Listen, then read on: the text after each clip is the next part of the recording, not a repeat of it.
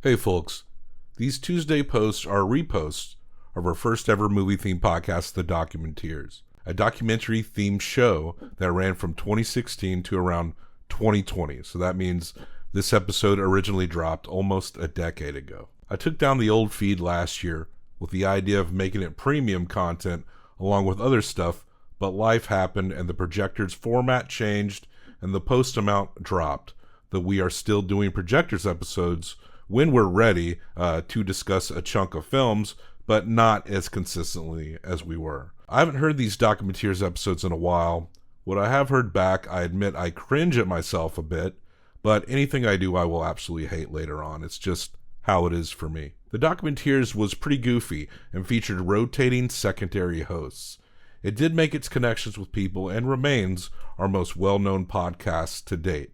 So maybe you're listening for the first time or for the first time in a long time. Welcome. These Documenteers episodes will also be thrown onto YouTube for the first time. But it will be a static image because it was only a podcast. But you can also go to YouTube to listen to these as they drop. There are almost 200 episodes total, so these weekly reposts will be continuing for a while. We hope you like them and see how we've changed over the years. I know I certainly have, so let's get into the episode so you can hear me embarrass myself. Keep on, Doc. Hello there, Dawkins. Christopher Dawkins. It is I, Bob Sham, for a new episode of Documenteers. There is usually probably a 30 for 30 around this time. 30 for 30s will come very soon, where we will bring you Muhammad and Larry. We'll get it in your ear holes soon. But tonight, it is Johnny and I. So we're getting into some weird religious stuff, some maybe weird holistic, pseudo crazy stuff with this film, A Hole in the Head by director Eli Cabillo. And the film is about trepanation. Trepanation is a procedure where people would get holes cut into their head. This movie is 100% free to just stream. There's a version of it on YouTube, A Hole in the Head from 1998. And you can just go watch this. It's free to everyone. Check it out. Not a lot of views on it. It's a deep cut thing, but we will learn a lot from it too. Like, don't drill holes in your head. Maybe we already knew that. But there's a scene in a tribe where someone gets their skull, we won't call it a clean hole. It was like they were getting their skull pulled apart.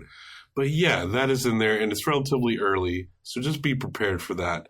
Maybe don't eat like any pastas with red sauce or anything while you're watching something like that. Give us 5 stars on iTunes. That really helps us out, and it makes us love you. You can throw us a little review if you would like. Rate us good on any app that you're listening to, really.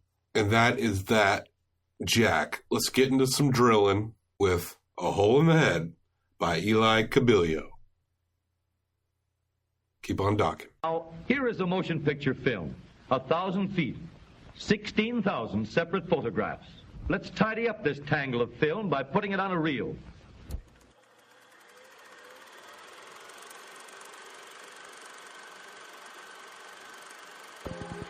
Making the film was a sort of mantra. Now I just have to clean up and wait and see what happens.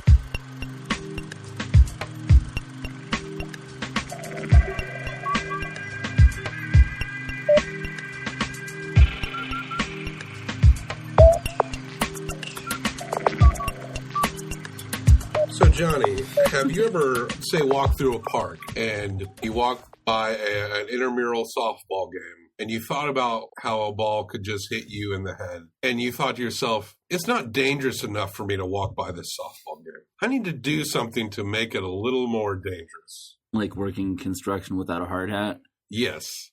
And if you work construction without a hard hat, you could achieve the goal that a lot of people pursued in this next documentary that we are going to discuss. What's up, docs? This is Documenteers in association with the Center for the Documentation of Documentaries, who are studying very scientifically about all of the documentaries in our revolutionary rating system that we rate these documentaries under until the end of time. I don't know if the Bible will make it 1,000 years more. It probably will. It's hung in there pretty good. But these Herzog ratings, I think it's going to start a new religion in the future.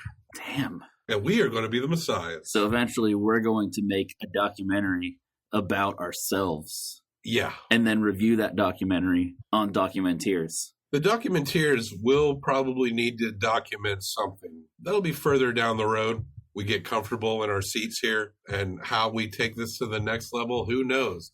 But folks, we are thinking about it, and you might get docked. There's a Lou Reed documentary in the works. Someone explained to me that docs also means when someone exposes all your information online. So you can be flooded with hateful messages or just enough messages to crash your server. There's a lot of reasons for doxing. Our docs is positive. It's about the love and appreciation of documentaries. We're going to take that positivity and we're going to say that term, that internet exposing, shitting on people term, garbage, outdated. We're doxing with love. We're doxing with love. And then Unlike, well, I mean, we didn't do that for American Jedi. we got to be honest when we're with how we feel about things. Johnny, you're on this episode because we tend to focus, with few exceptions in the future, on religious and spiritual movements. And in this case, maybe, what do you call it? Alternative medicinal theories? Depends on who you talk to. Some would call it pseudoscience. Like me, I would call it that. We are talking about a film that came out in, I believe, 1998 called A Hole in the Head. I think it was also called Heartbeat in the Brain. And maybe in some countries. I didn't catch that. It was at the end of the movie. It credited as Heartbeat in the Brain. Back when that sweet Euro techno song was playing. Oh my gosh. We got to find that song. I'll find that song. A Hole in the Head by Eli Cabello. And this won a Best Documentary prize in Williamsburg, Brooklyn. I guess a little bit after it came out, the year or two after. I don't know what other documentaries were going on. It's New York, so there was probably like 3 other documentary festivals going on at the exact same time. A Hole in the Head, The Lost Art of Trepanation. What is trepanation, Johnny? Well, according to the historians and the trepanation advocates, the people who have actually done it in this video, and doctors, it's one of the earliest and oldest surgical procedures that exists. Aside from amputation, the removal of a limb, the other widely practiced surgical procedure before modern medicine was drilling a hole through somebody's skull. Or as you see in the beginning of the doc, just cutting someone's head open and just breaking out pieces of their skull. It was often done because there was too much blood in the brain, like when someone got a head injury, they needed to let some of that pressure out. It was done to let out demons in medieval times. That makes sense, yeah. And apparently in this one tribe in Africa that they filmed, or they used footage from a trepanation procedure, it was used to treat everything from like brain cancer to headaches. Apparently it used to be a cure-all, and to some people, it kind of still is. In my notes, I have very few names and a lot of random quotes. There's a lot of talking heads because it's explaining an ancient procedure. We encounter one person who had the operation done after she was in an accident. And a doctor, a neurological doctor or a brain doctor, I can't remember specifically, he describes the process very skeptically based on how others describe trepanation. But he acknowledges that when you're in maybe a car accident, depending on how you're injured, that something like this can have some use to it. But that's after you've maybe had a terrible head injury or something like that. And not just because I feel down, I want to drill a hole in my head. Which is what trepanation advocates are pushing, that there is not enough blood going to the head, that we need more blood to get more oxygen in our brains. Now, when we're born, our skulls are separate. It has not grown together yet. So it allows the membrane to pulse around the brain. They believe that it just takes a small hole to allow that pulsation to reoccur. There's a term for that, the soft spot thing. We're going to be... Fontanelle. Fontanelle.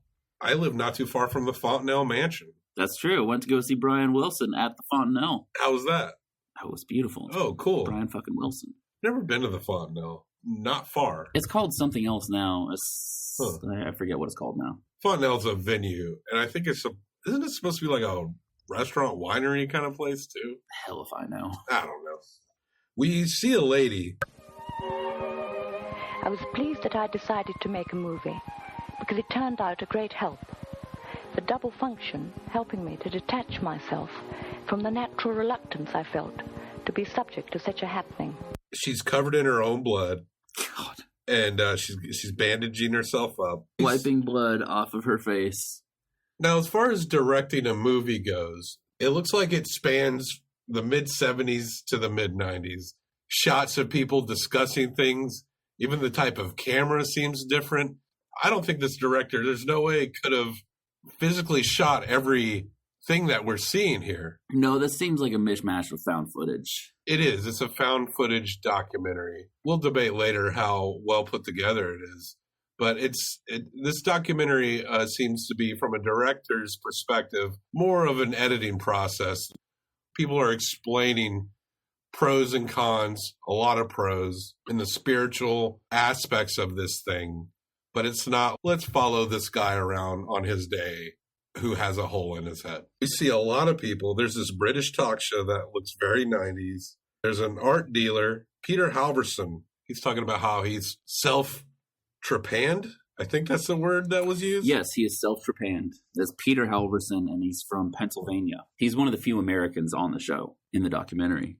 It's explained to us that trepanation, evidence of trepanation, has gone back to 8,000 years based on evidence that they've found. Trepanation was common at certain periods of humanity around 3000 BC. Ancient world did a lot. In the U.S., the largest trepanation skull collection in the U.S. is apparently from Peru. We see a guy holding up all these skulls. And these aren't like these little holes. No, these were not drilled. It looked like people were just getting their heads bashed in with rocks based on what we're seeing of these skulls. Well, I forget the guy's name, but what he said was that most of these people obviously died directly after the procedure. He showed us one skull where there was just a bunch of hack marks. It looks like it had just been sawed in quite a few different directions, and they took a square piece out of the skull. But it's clear that he died because the saw marks around the hole had not calcified. So they still looked fresh. So even though it's been done for a long time, it has not always been a successful or safe procedure. I'm not sure what was going on in ancient Peru, but those holes look big enough to put a penis in. It was a 40% survival rate in the ancient... I'm not fucking touching that body. There's a 40% survival rate of trepanation in the ancient world. As far as like an ancient procedure of someone carving out... 40%? 40%. Jeez. Which is low, but a lot higher than you might think. It's real safe for primitive medicine. And it wouldn't be too long in the ancient world where that would actually go up. It would eventually average out to 70%, archaeologists or anthropologists claim. Gosh, I don't know what the rate of survival in childbirth wasn't very high back then. So true. Getting a hole cut out of your skull might be a little safer than childbirth in many parts of the ancient world. There are accounts from the 1890s of tribal trepanation. Woo, here we go. Footage of this tribe. They don't clarify exactly where the tribe is from, I don't think. Did you catch anything like that? No, I didn't catch where. They use the term outback, but they don't look exactly like Australian Aboriginals. I assume it's an African tribe, but of course, it doesn't specify where in Africa. It looks a lot more like the backwoods version. This is film footage that is put into this movie. It doesn't clarify what part, because it's we were discussing this before we started recording, talking about Black Panther and stuff, about how so much of African culture is filtered through European eyes. This represents why we don't know this shit, because they're just like, Africa here. This documentary could have easily been made by someone who thought Africa was a country. But it could be that this footage that Eli, the director, found probably did not really clarify. Entirely possible. But you could tell that he wants to use this footage because it shows Because it's really gross. like a shamanistic witch doctor performing. I said shamanistic. I don't know if that's the right word. But the guy is like a witch doctor. He's described as a witch doctor. He's performing trepanation on this tribe. And this takes place in the 20th century. They're doing this to a lady. God, that was hard to watch. And yeah, parental advisory on this one. Don't show this to your kids. You can look up A Hole in the Head on YouTube and watch this for free. That's a big reason why we're doing it, because it's very accessible. It's not behind a paywall or anything like that. But they're doing this to a lady. Later in the movie, we get people who are describing like making little incisions and like drilling a hole in their head. This witch doctor is straight up scalping and pulling apart. Looks like these like scraping out blood vessels that are attached to the skull. I know, I'm like balling up inside of myself just talking about basically using any tool imaginable, which may or may not be sterilized, using sharpened rocks. Yes. Pieces of tin cans, just homemade shanks. I watched this scene with Angela, and it's always fun to hear her react to these kind of things. Oh, God, I imagine. But yeah, they're cutting this lady's head, and then after they do their thing and they like flop that skin back together, but there's still like a big wound. They're using warthog fat to dress the wound. After they have broken pieces of the skull back with their bare hands. The narrator said that this procedure can take up to 7 hours. Good. Without anesthesia. And the survival rate is in the 90s. Yeah. This is good for headaches. Did you know that? You know, if you got a headache, just have someone like scalp you and take a rock to your skull bone. Let me tell you, you won't even notice that headache. Throw some warthog fat on it and stitch it together with banana leaves. I wrote in my notes, that's too big. They show another guy who had been trepanned before separately. He takes a hat off of his head. His skull is pretty much split, like down the middle. It's like a concave mohawk. It's fucking rough. This guy, it's basically like a big wound. His brain is just under some skin. And some of these people in this tribe they're having this done multiple times. This guy is literally missing the plate of his skull. It's like a mohawk. It's like that space where a mohawk would be. There's no skull bone there. It starts at the hairline and goes all the way back. It's terrifying. It's fucked up. Fortunately, it doesn't get too much worse than that. It really does not. They really bring it out. I think maybe as a director, I would have like somehow stuck that at the end. Not gonna lie, it sucks you in. It sucks you in. Just like that. Oh my God, I can't believe I just saw that. Now, there's a lot of theories as to many reasons that trepanation is done. The reason changes depending on the era. In middle-aged Europe, it was fairly common, and it was said, you said this before, to release demons. I would just be like, make yourself throw up. It seems a little better. But the demons aren't in your stomach, they're in your brain, Bobby. Scientists and anthropologists, they say there's no one singular reason often why this is done. Often in the ancient world is almost considered a cure-all for a lot of shit.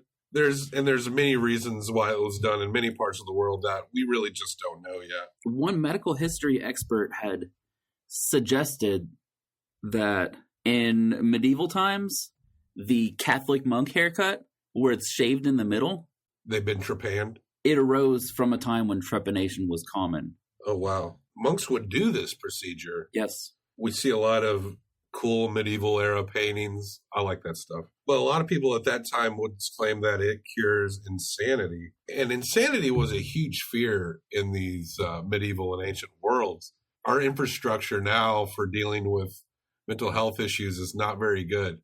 But back then, if you went crazy, then that's it. They just chopped a piece of your skull out. Yeah. Or just wait until you do something terrible and like draw and quarter you. But it was a legitimate fear because that was like the sickness you couldn't see. And so we meet one of the first trepanation advocates, Bart Hughes. This guy's great. I believe he's Dutch. Is he the one in the yellow sweater? Yes, he's the old guy. he had this expression on his face that was like, I have holes in my head. Not unlike Eckhart Tolle. Right. Just this, is he in some sort of meditative reverie, or is he just slap-ass nuts? This guy has a very Timothy Leary quality to But him. I believe it was Joe Mellon, who we'll talk about later, one of the other early trepanation advocates, who described him as the sanest man I've ever met. Yes. I like how it cut in, like, we need somebody to vouch for this person.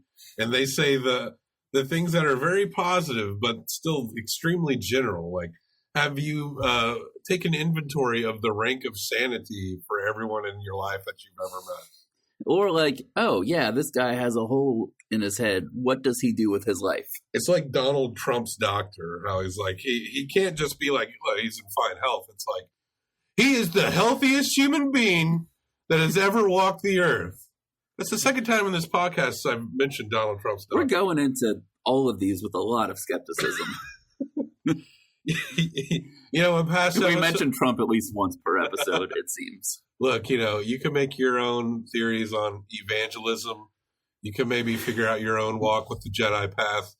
Don't drill fucking holes in your skull. Just don't fucking Just do don't. it. So we also meet Jenny Gathorn Hardy, a friend of Joe Mellon's, and they're all talking about how good trepanation is, how good it is for you. And I wrote down in all caps, do these guys have jobs? That's a question I ask a lot in life. What? Whenever somebody's just doing something that seems to be expensive, because everything costs money, Oh, man. like when they're sleeping all day. Unless you're doing the procedure yourself. Yeah, which some people do. But this guy, the yellow sweater, what's his name again? Bart Hughes. Bart Hughes. He references a lot of about drugs as well, smoking marijuana, psychedelics. He's like the Dutch. Well, we think he's Dutch. He's like the Dutch Timothy Leary, basically, and everything has to do with the third eye with this guy. He loves that fucking third eye. And he's also the most sane person we will ever know. The modern trepanation procedure it's more of like a drilling procedure. We see some clips of, what's that tool called? Like a Dremel, where someone's like dremeling Yes. their fucking skull. I believe that tool was called a Trephan. Oh, yeah. Trephan. Yeah, we see a tool, another guy, he calls it a hand trepan. That's like a crank, like this. Yeah. It's just like one of those old drills you find in Grandpa's barn. We meet a bald dude. You can see his hole. You can see the indenture of the hole. It looks like a pretty big one. He did it himself, said he did a T-shaped incision, pulled the skin back, and drilled himself while looking into a mirror.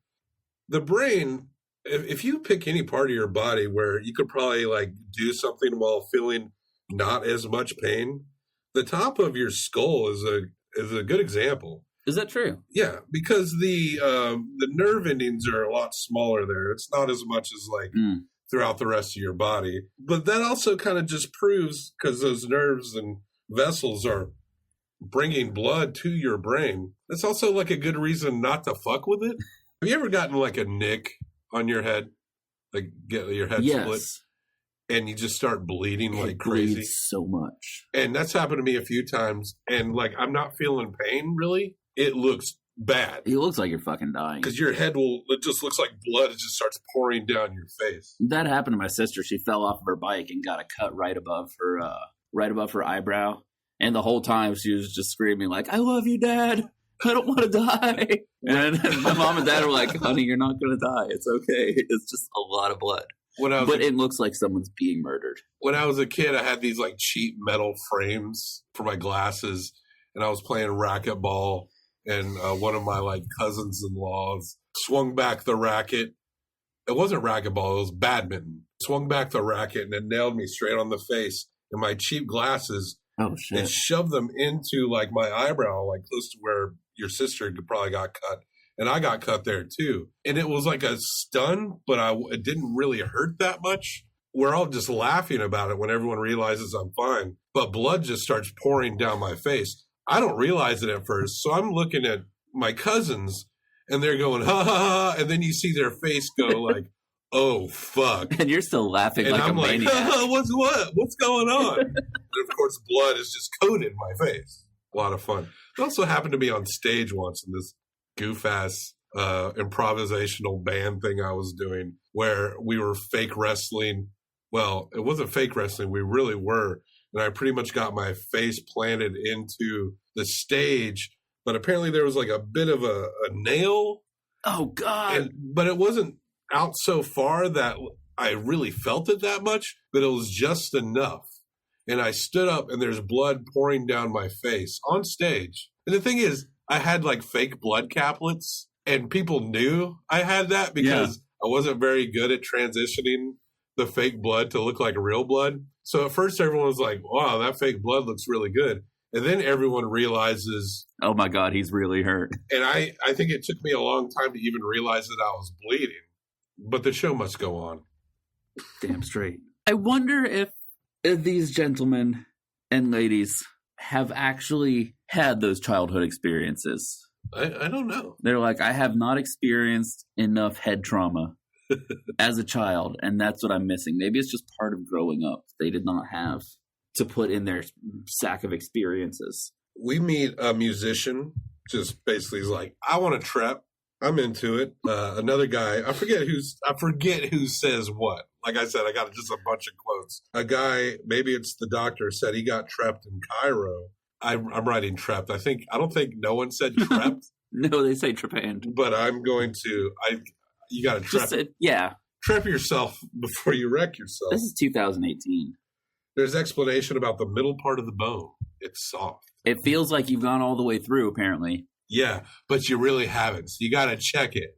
Because both sides are hard. Another guy's like, I knew the drill was harmless. And the restoration of the soft spot, your fontanelle, it helps your brain pulsate with your heartbeat. You know how, like, yeah, you're a kid, you got that soft spot, and then you get older and your brain more fuses, or your skull fuses together tighter as you grow, and how that occurs naturally in a lot of living things. I wasn't aware that was happening when it was going on. No one is, because we're all just living our life. It's a natural process. But I do remember losing that sense of wonder, so I can see why they would want to get that back. At some point, I felt my brain pulsate less. But yeah, that natural occurrence that happens in your biology, it's a flaw. It's a flaw. Nature's fucking up, and you need to get that back. We meet the New York City girl who was trapped. That's right, trapped after a car accident. But she says she's less depressed and has more energy, so she seems to be into it. However, she's more skeptical than the other people who have done this on purpose, because she's like, maybe I'm just still really fucking happy I'm alive. She also clarifies that she was also a pretty energetic person before. Many theories on why this is a good thing. The modern theory quotes the pulsing with the heartbeat, the restoration of the fontanelle, and that it allows more blood to the brain. We'll kind of, towards the end, doctors start speaking more and kind of break down why things are bullshit. Yeah, they do. That's my whole second page of notes. But a man describes self-trepanning. I think it's Dutch doctor dude. But he talks about the fountain of blood from the drill. And as we discussed with our stories, how it is a lot of blood in the process. There was several. I believe it was Peter Alverson, the American guy, who said as soon as he took the drill bit out, there was blood everywhere. It shot all over the place. And he had that thought where he freaked out. He's like, oh my God, what have I done? I'm pretty sure I hurt myself pretty bad. He said he heard gurgling. They all heard gurgling. This was described because the drill's spinning, and it's spinning the blood, like, on the walls. And it was described as a 30-minute procedure with 4 hours of cleanup. Another lady is describing, I just wrote she's really blitzed. I also wrote dumb fucking hippies in all caps. Obviously, this is not recommended to do at home, said a guy in the park who did it at home. Can I talk about... Please. Can I talk about the after effects? Yeah, go on. Them describing their first experience. See, That's what we were missing in American Jedi, is the conversion experience. That's what I want to know about. I want to know what brought people here. That moment where like, oh my God, this is the truth. This is going to change my life forever. I'm fascinated by blinding revelations, even if they're told by dumb fucking hippies. Dumb fucking hippies. However, Peter Halverson doesn't seem like much of a hippie. He just seems like a weird guy. He said he, quote, heard gurgling as the brain-blood volume adjusted itself. So there's this suction, gurgling, and someone described it as getting the feeling of a cold shower down your back. Bart Hughes. That's your blood running down your butt anyway. Yeah, right. Just, yes, of course. You know, we probably should approach these with a little more of a suspension of disbelief, but I just can't. No, it's impossible. Hughes described it as a hot face and a hot feeling all the way down the back, which he believed this is obviously a Western Germanic dude interpreting an Eastern religion, which gets us into shit tons of trouble. Yes. He described it as the ultimate goal of Kundalini, the hot snake at the back. So this is the endpoint of Eastern yoga. Also, he claims that he taught international relations to Bill Clinton. Oh, right. When he was... Either that or was that Joe Mellon? Was that the old guy or the skinny guy? I can't remember because I didn't write down any names. Mellon sounds familiar. But yeah, he... Joe Mellon was the guy who wrote the book Borehole, which I will eventually read. Yeah, I think he taught Bill Clinton, I think when Clinton went to Yale while he studied to be a Rhodes Scholar. That was Joe Mellon then. I assume he learned how to expand private prisons when he was there too. It was just an interesting side note. There's a Bill Clinton connection. Yeah, we got some Bill Clinton criticisms. We're not blindly following these politicians like hell no. Sheep. Dr. Yellow Sweater. Now, this surprised me, Johnny. His ideas are rejected by major medical universities. What? Wow, give a guy a chance. He loves that fucking third eye. And he says that trepanation gets you high. There's a lady that describes weed and hash, calls them psychovitamins. I adore that word, psychovitamins. I want to now put that word in my everyday vocabulary. But she realized she could not use psychovitamins as a working tool for life. So she wanted to have that all the time. Sunglasses lady talks about how gravity pulled blood out of the brain. I'm not sure what contextually she was trying to say there. Was she given like some downsides to drilling holes in your head? I don't know. But Dr. Yellow Sweater, what's his name again? Bart Hughes. Bart Hughes. He says that this is the one important message there is. He's really into it. He really, really believes this shit. All these years later, all these people interviewed still believe that it's done them good. This is like when people get a degree in studio art and then they go on to work at a bookstore. And they're like, my degree really helped me know how to read or something. Where like you can't really admit that maybe you wasted a little bit of time and money at one point in your life. So you just kind of like bridge that gap in your brain to make sure everything makes sense and that every decision you made was of intense value. Leading towards this ultimate goal. Yeah. The hot snake at the back, like we're all moving towards our own Kundalini. Or maybe a better example is you have a studio art degree and now you're a nursing assistant. It really helped me aesthetically figure out... it helped me learn how to think outside of the box. Yeah, because that's easier than just saying, I pulled out too many student loans. I put myself in extreme debt. I wish I could have done something else. So I imagine these folks who've trepanned themselves... And are now famous for it. Yeah. I mean... They're known. Yeah, nobody's going to be like, this thing I decided to do was stupid, because they're 120% in, and there's no going back now. So you might as well just like... if you believe in something enough to drill a hole in your head for that purpose in the first place, it's not likely your mind's going to change anytime soon. Right. There's probably not that much change in these people's everyday lives, truly, to be honest. Well, we don't know anything about their everyday lives. Like, do they have jobs? Yes, that age-old question. I think every documentary I've seen, the question, how do you make money? In every single one, how do you make money? It's an important question.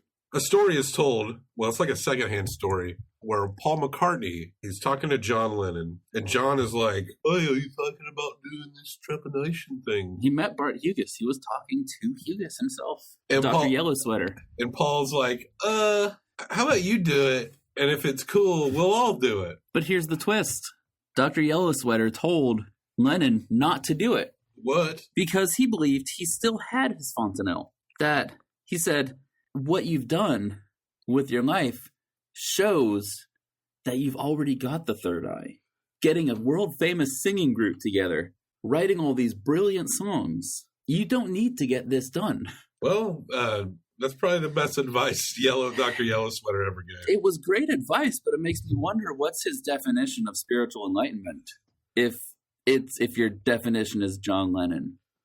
Paul points out that he's always been very skeptical, but John was always kind of more about this stuff. Mm-hmm. Yeah.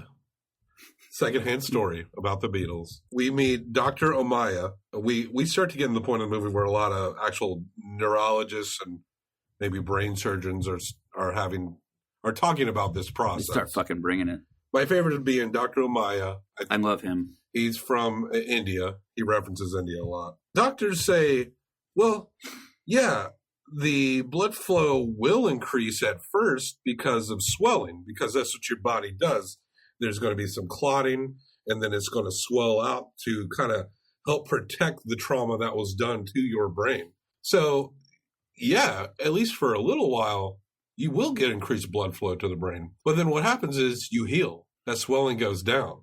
And eventually, your brain will reach its own, it'll recalibrate itself. It'll reach its own equilibrium. It's stated by a neurologist that the body will biologically protect the brain, even at the expense of other organs. And he's obviously alluding to the fact that fucking around with any area near your brain is not just a bad idea, but the rest of your body doesn't want to do it. But apparently your brain can't save yourself from your brain. And Dr. Louis Sokolov said, under normal circumstances, the brain function is limited by blood flow. And that there is no, it might have been the same guy, said that there is no evidence that more blood to the brain means better brain function. More or less is neither good. The amount you have, unless you have some kind of medical condition, is what is perfect for your body as you were born. However, yeah, Sokolov also said a trepan brain would reach a new steady state. And however, Hughes claims that in graveyards all around the world from all the ages, all the open sutures, all the skulls that still had the fontanelles belonged to doctors, notaries, generals, captains of industry, always to the top class, never to the bottom shelf or to the lower classes. What do you think he's trying to say about that? He's trying to say that if you have a hole in your head, you'll be more successful. And apparently being a notary is his version of success. And this is Dr. Yellow Sweater? This is Dr. Yellow Sweater. So it's all about class for him. That was the part where I'm like, you know, usually when people co-opt Buddhism and they co-opt Hinduism, when white people do it, they usually disregard the caste system. Yeah. It seems like this guy might have actually kept it. He's like, yeah, the caste system makes sense. Yeah, it's pretty cool. You're a more enlightened, better person if you drill a hole in your fucking head. So the fact that you could not be an enlightened person, it seemed like he was saying that you could not be an enlightened person in the lower classes. I thought I was going to see a bunch of gross stuff, but I didn't think I was going to hear anything offensive. One of the doctors, it might have been Omaya, claimed that trippers confuse transient change for long-term change.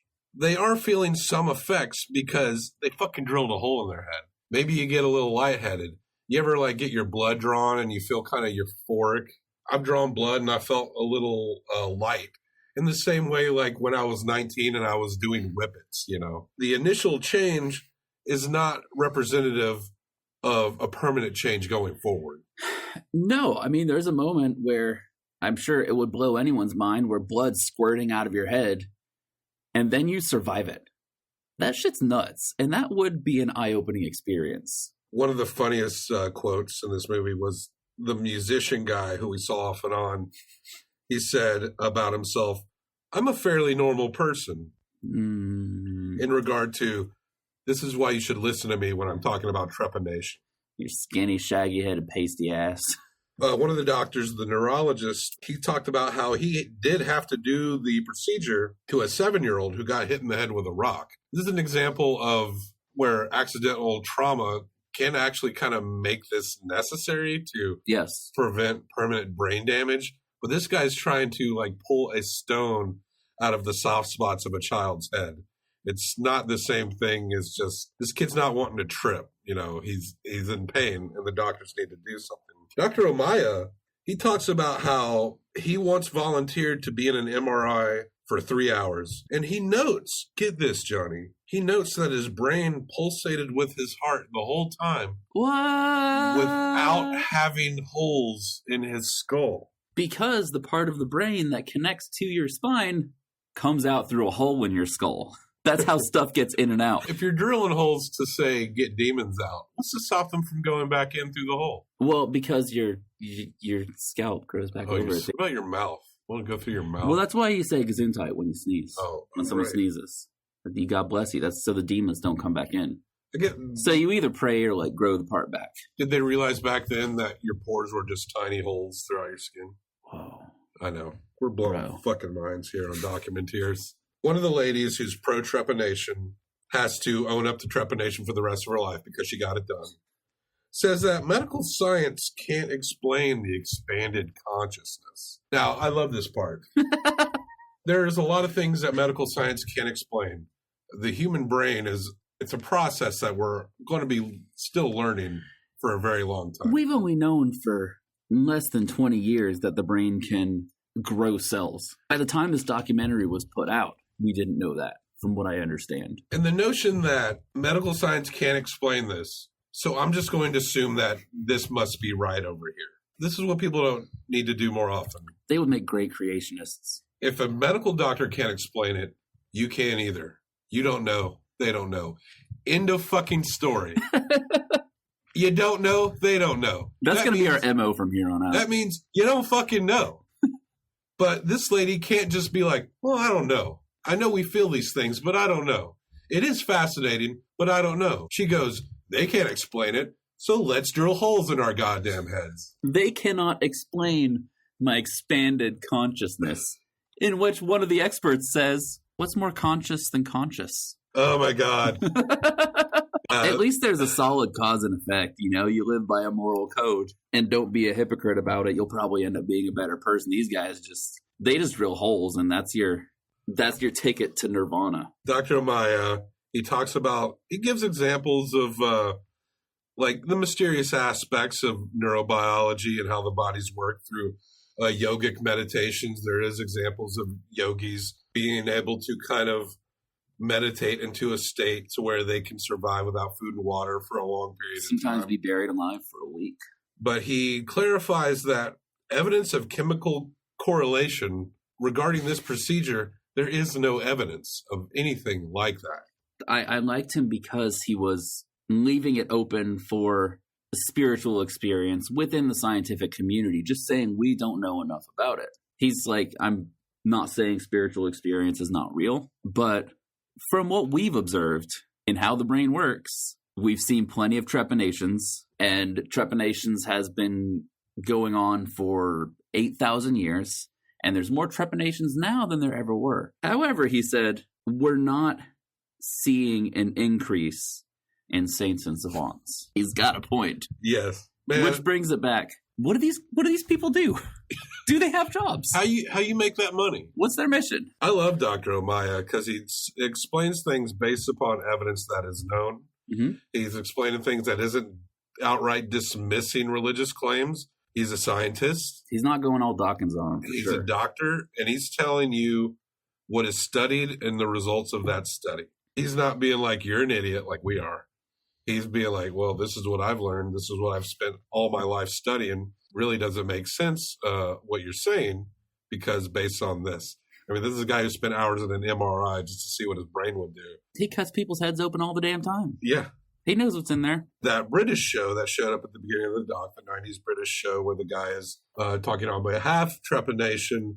There's a doctor on that show who very politely, as those British people are, says the process of the benefits of trepanation is not proven valid. Another guy, I can't remember who it is the guy with the dent in his front, the American dude. Halverson, Peter Halverson. I think it's Halverson. I can't be too sure. He says that there should be trepanation on demand. We see like a weird campaign poster with a lady on it. I think it was the same lady who made that video of her trepanning herself in the beginning. Oh, yeah. Pretty sure that was her. Who, I guess, is campaigning for the medical board to allow trepanation. The doctor on that British show, he'd said before he said it's not proven valid, that he's like, it's a doctor's job to not do harm. And if he sees no medical benefit in something, that doctor is not going to do it. But these pro-trepanation people, they want a world where they go to any doctor and say, drill a hole in my fucking head. And they do it. What are you hiding, man? Dr. Omaya, who probably at his snarkiest says, if you believe sticking colored straws in your ear cures your problems, it probably will. And then he brings up a word that it's not going to be the first time we bring up this word when discussing our corner of the Documentier discussions, placebo. He points out that all the people who are pro-trepanation that we've seen in this documentary, they have a very similar background from similar cultures in a specific time. American and European white people, really into hippie movements. They're all like around this certain age. They've all been very experimental with like reading about spirituality and drugs. He points out that these people are not a random sample. These people are too similar a type of people to judge their conclusion. It's not like this police officer got it done. You know, this Baptist police officer did it. And then this Muslim dude over here, he got it done too. It's not a process that they can compare different types of people from different types of environments. These are people that probably all own more than 5 Grateful Dead CDs and were really into this shit and have tripped balls more than several times in their life. And they're all too similar to base anything that they're saying on facts. And these people, they probably did get some kind of euphoric feeling from initially doing this to themselves. Your body might be chemically doing something to compensate for the fact that you're drilling a hole in your head. That often happens. Or you're going to regain, life is going to get its luster again.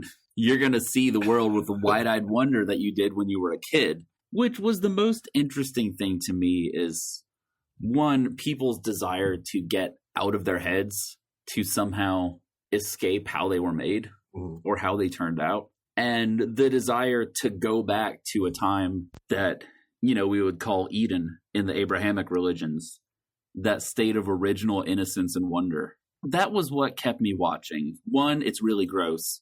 And two, these people, they wanted that. They wanted to go back to a more innocent time. And I found that part fascinating. It seems strange to me. For a myriad of reasons, you hear people talking about the past, about wanting to go back to a point. I feel like for people that I hear, that I respect, that really seem to understand history, they don't talk about history like it's something they want to go back to. Because they understand that history comes in cycles.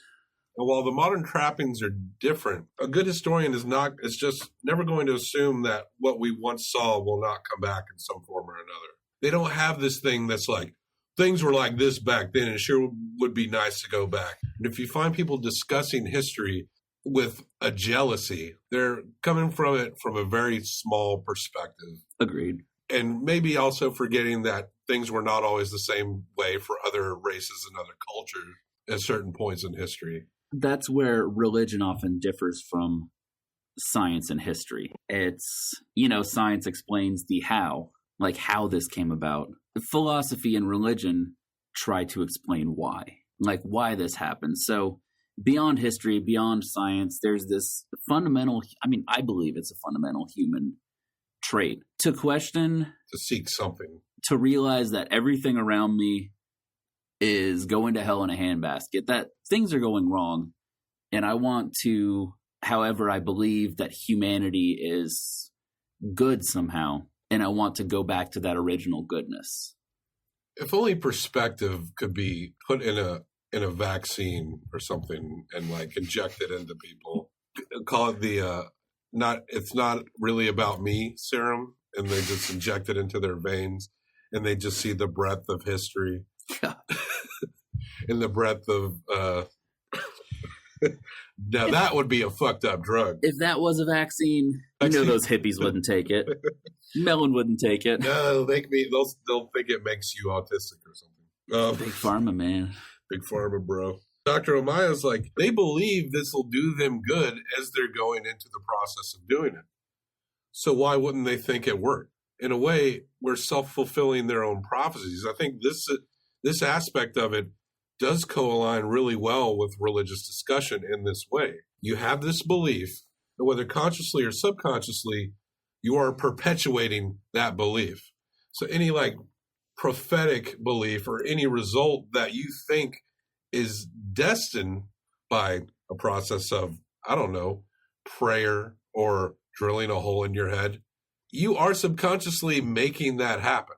Much like the Joseph Campbell scholar in American Jedi, who said, I believe it was the woman, not the man, who said that there is this rite of passage, this religious initiation where you believe that if you do this one thing, you put all of your bad feelings, your bad thoughts, the things that you're ashamed about into this one thing, and you believe this thing takes it away. You go through this process. It can be very harrowing, like a trip in the wilderness. And then you come back and you survive it and you get through it.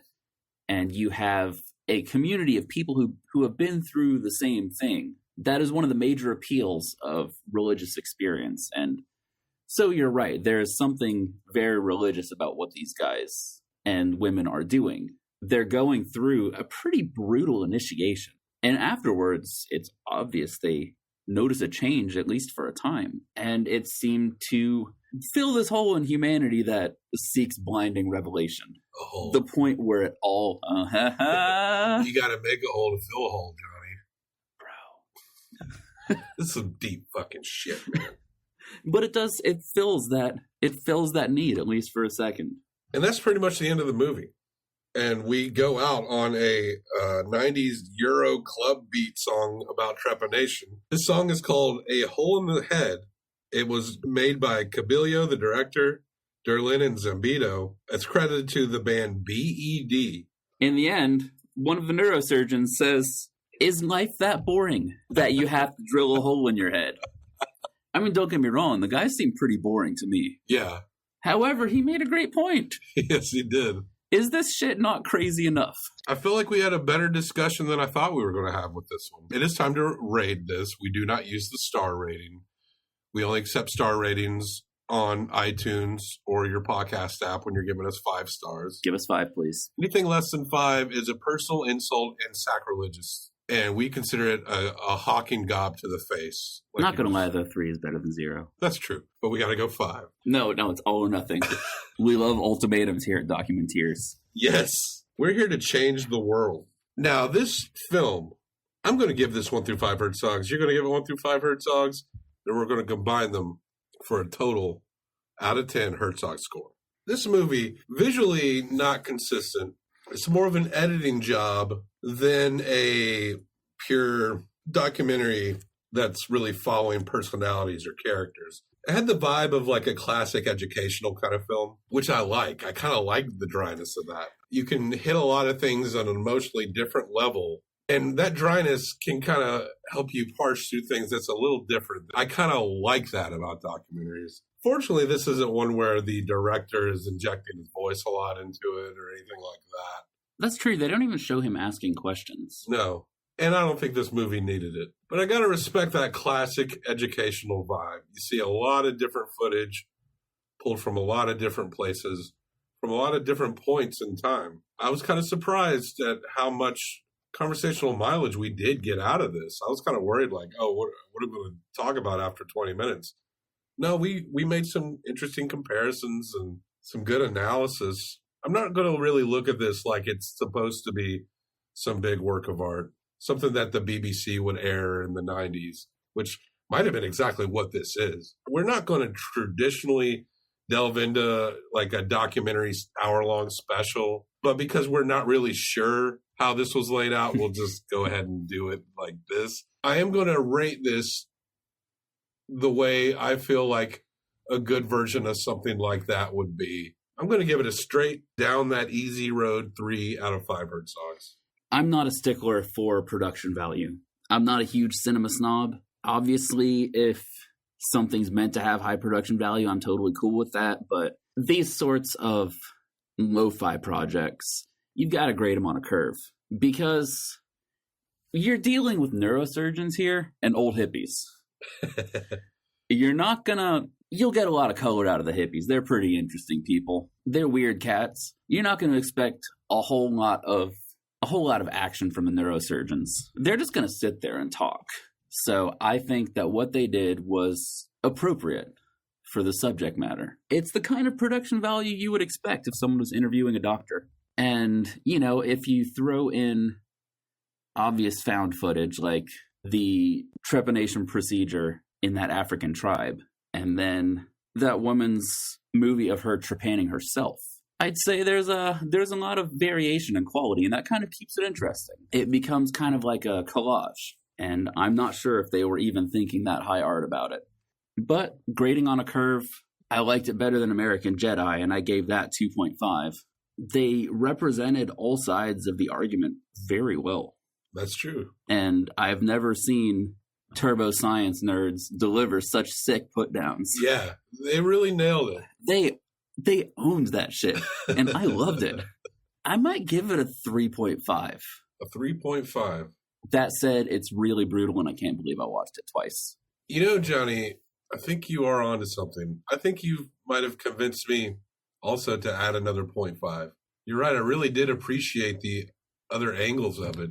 The scientists had made great arguments, and the pro-treppers, I think they probably argued for it as best as they could. Yes. But they just maybe didn't have the breadth of knowledge that a trained neuroscientist would have.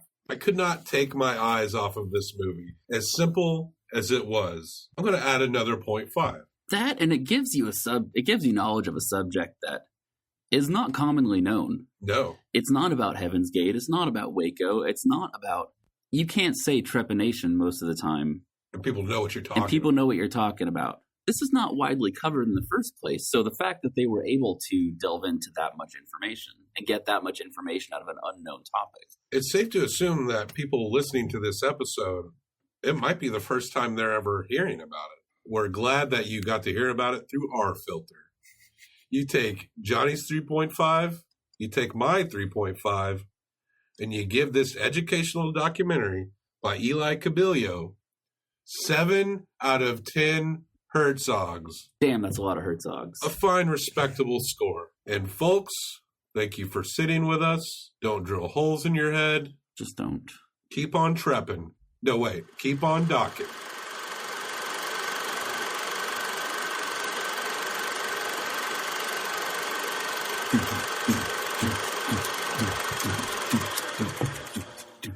I need that like I need a hole in the head.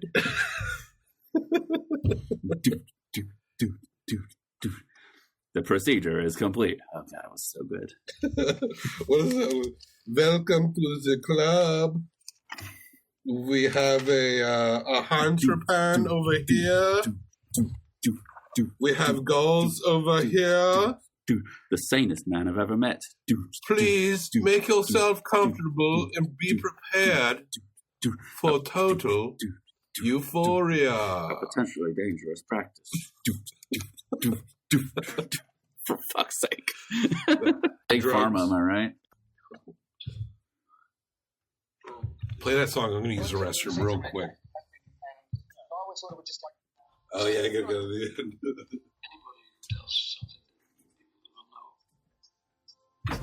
Oh, yeah.